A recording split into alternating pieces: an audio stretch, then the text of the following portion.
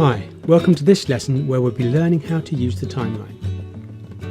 So you can see we've now got a few elements on our timeline here, and of course the order they appear on the timeline dictates the order they will be drawn onto the canvas.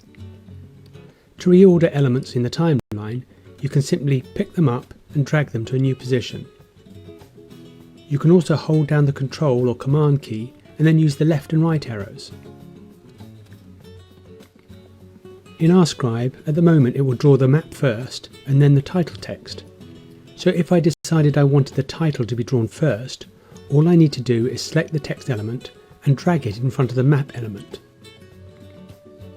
When you reorder elements in the timeline, you need to bear in mind that this won't affect their position on the canvas. So in some cases you might also need to rearrange them here as well. So for example, now that this text is being drawn first, I think it would look better if it was above the image of the map. So now I can simply move the title to where I want it on the canvas. Let's just preview that to make sure it looks okay.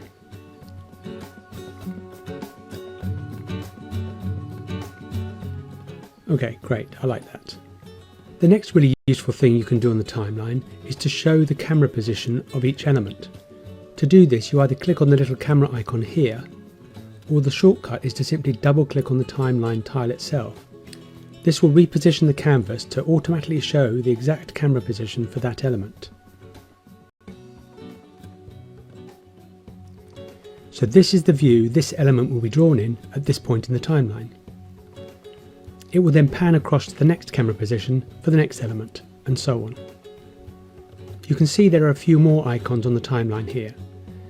So we can lock or hide the element. I'll be covering scenarios where these will be useful later on. You can delete the element, which removes it from the canvas and the timeline.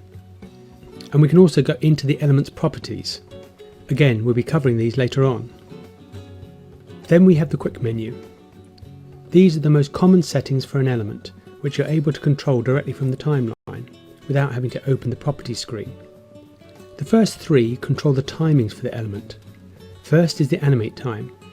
This is how long the element takes to draw, so if you increase this, the element will be drawn more slowly. And if you decrease it, the element will be drawn more quickly. The next one is the pause. This is how long it will pause after drawing this element before moving to the next one. The default is half a second, but you may need to increase this if you have a lot to say in your voiceover about this point. Alternatively, you could of course increase the animate time so it draws slower. Next is the transition time. This is how long the camera will take to pan across to the next element before starting to draw it. The default is 1 second. But for example, we could make it so it zooms in on our stick figure more slowly. To do this, we would increase the transition time on the Parthenon element. So this is the element just before the transition.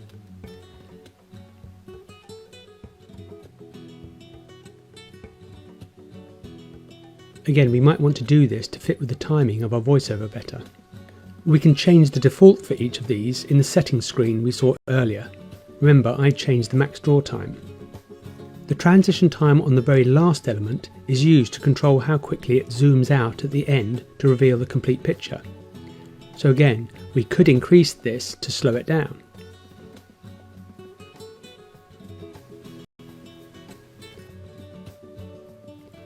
If you don't want to zoom at the end, and you just want to finish on the last element in your timeline, then you just need to go into the preview and uncheck this zoom at end option. Now it just ends on our stick figure. The last tab on the quick menu gives you some more controls for setting the camera, so we'll be covering these later. Once you've opened the quick menu, it will remember it's open, and it will remember which tab you're on. This could be useful because you often find yourself working on a particular aspect of a scribe, like tweaking the timings or adjusting camera positions. So it means you'll already be on the right tab. If you're not currently using any of these settings, then you can close the quick menu, and again it will remember this. Okay, now when your scribe starts getting a bit bigger, you'll need to start scrolling the timeline to get to different parts of it. You can use these arrow keys on either side of the timeline to do this, or you can use the mouse wheel. If your mouse is over the canvas, the mouse wheel will zoom the canvas, as we know. But if you point at the timeline, then the mouse wheel will scroll left and right through the timeline, which is really useful. It's also worth remembering that when you select an element on the canvas, it will automatically jump to that position in the timeline. So this can be really useful if you're working on a larger scribe. So for example, to jump to the beginning of my scribe, I can click on the Fit to Screen icon here, and then simply select my first element on the canvas, and the timeline would then automatically scroll to this position. So the last thing I want to show you on the timeline are these timer markings under each of the elements. These indicate the actual time that each of these elements will start and end. So you can see we start here at 0 seconds, and then the first element finishes at 4 seconds in. This is a combination of all the timings for this element, so the time it takes to draw, the pause, and the transition across to the next camera position. This next element will then start to be drawn at 4 seconds. And we can see the total time for our video on the last element here. Okay, so that's it for this lesson. We've learnt how to work with the timeline and the quick menu. In the next lesson, we'll be looking at how to save and organise your projects.